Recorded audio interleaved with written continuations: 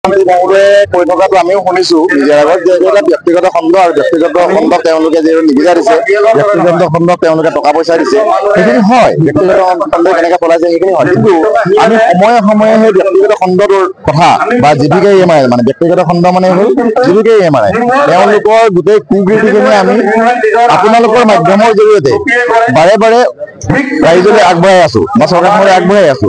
এই কুকীৰ্তিখিনিৰ কথা তেওঁলোকে চৰকাৰখনে যিহেতু জানে, তাত পূৰ্ণ হস্তক্ষেপ আচলতে চৰকাৰখনৰ লাগে। আমি বাৰে বাৰে কৈ আছো যে হয় আমি কৰ্মচাৰী হয়, কোম্পানীৰ কৰ্মচাৰী, কিন্তু এই কোম্পানীটো চলাবলৈ, ইয়াত প্ৰতিষ্ঠানটো চলাবলৈ কোনে মাতি আনিছে? অসম চৰকাৰে মাতি আনিছে। টকা পইচা কাৰ?